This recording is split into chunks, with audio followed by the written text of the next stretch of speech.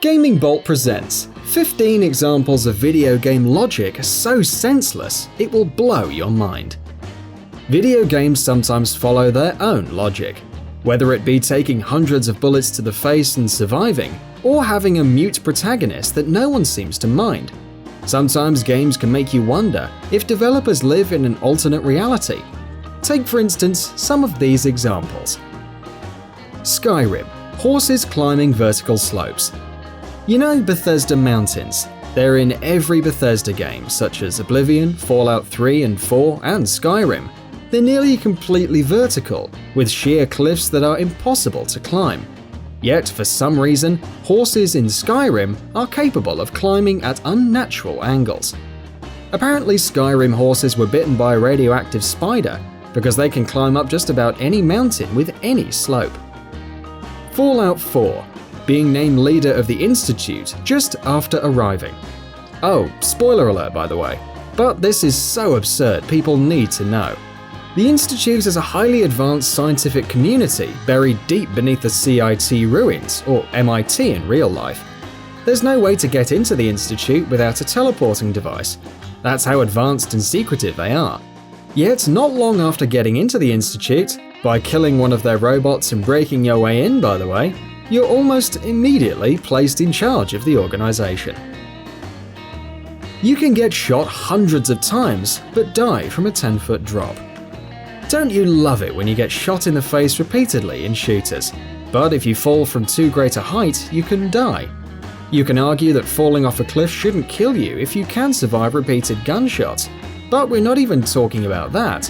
We're talking about games that will kill you if you so much as fall off a 10 or even a 5-foot ledge. Not to keep ragging on Bethesda here, but Fallout 3 was a great example back in the day. Looking for a key, but you can't kick the door down. You're in the middle of a post-apocalyptic hellhole, struggling to survive. You come across a house with supplies, but those supplies are locked behind a door. There are countless shattered windows, and the door is made of decaying wood. But for whatever reason, you're told you need to find a key for the door, instead of just kicking the door down, or even hopping through a window. Why? Even in modern day games, you're almost never given the option to simply kick the door down, or even use explosives to blow a hole in the wall or something. It has to be the key on the other side of the level. Century-old places with still burning candles. Most of us don't use candles anymore, but if you've ever used one, you'll realize that they don't burn forever. Tell that to developers who make games with century-old palaces that nobody's been in for decades. Their games almost always have candles and torches on the wall that are burning when you enter for no explained reason. Usually they only go out when the bad guy shows up too. Change your hairstyle in minutes. Okay, so everyone knows about the haircuts in GTA and more recent games. You go to a barber who can mysteriously grow your hair. But what about the other stuff? How do they cut your hair in a matter of seconds? How do they dye it with no supplies and just as quickly? Tons of weapons, but can't carry ammo.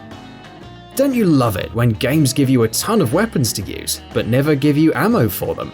This is especially true of old school shooters that let you carry 20 weapons at once, but won't let you carry any more than 3 or 4 clips of ammo. By the time you're halfway through a level, you're out of ammo for your best weapons and are stuck with the basic weapons. Skyrim, again, the final battle. You spend a lot of time in Skyrim worrying about the Civil War, which actually ends up being pointless. No matter who you side with, nothing changes and no one really acknowledges it ever again. What makes it all the more bizarre is the main quest of the game. And when you make your final charge at the end, nobody seems to care. There are only a handful of soldiers with you at the end, you know, in the battle to decide the fate of humanity. Yeah, no one seems to care too much about that. Stealth games, where enemies quit searching for you after minutes. Have you ever been shot in the arm or leg and figured it was nothing? No? Well, you must not be a video game enemy then. This happens all the time in stealth games. You shoot a guard but don't kill them, and they'll search for you for a matter of minutes before giving up and returning to where they were, gunshot wound and all. You'd like to think they'd at least seek medical treatment if they're not going to search every square inch of the area. but much like characters in Skyrim, they just can't be bothered. Mario can smash bricks with his head, but dies after touching a turtle. Good old Mario. Apparently he was born with a steel fist, but it's still bizarre that he can pull off such a superhuman feat, but still die from just touching a turtle. Eating old food to restore health. Remember in the old Castlevania games where you could eat a steak or whatever you found in a wall of this century-old castle, also with still burning candles, and it'd restore your health? That's surprisingly stuck around in gaming, even in recent games like Fallout 4, when you can eat a 200-year-old can of food and it'll give you some hit points back. You'd think all the mold would be detrimental to your health, but in gaming, mold acts as some kind of wonder drug. Dishonored. You're accused of murder, so you murder everyone to prove your innocence. Okay, yes, there is a non-lethal route in Dishonored, but the fact is, even if you do go the bloodthirsty route, everything ends up working out for protagonist Corvo anyway. You kill everyone involved in the conspiracy, kill the people who really did the crime, and by the end you're cleared of any wrongdoing. Sure, you didn't kill the Empress like they said, and yeah, you killed criminals, but that kind of vigilante justice is generally frowned upon. Wrecking poles in GTA can't slow cars, but trees can. A long-standing tradition in any Grand Theft Auto game are frankly broken car mechanics.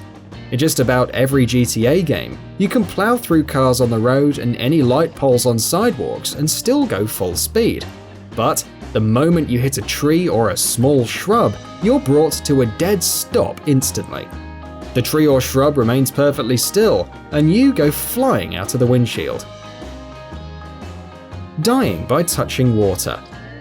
Another tradition in GTA, though recently fixed, was the inability to swim. You jump in the water and your character would instantly die.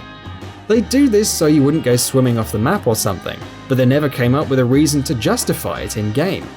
It would sometimes screw you over too. A simple walking or driving over a ditch or a small flooded area without realizing it could mean your death.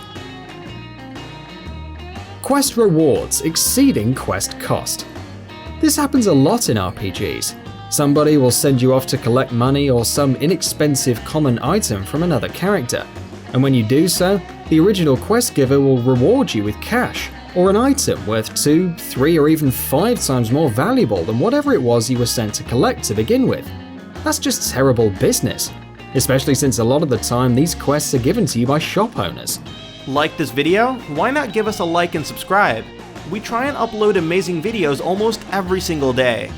Thank you for watching this video, and we'll see you on the next one.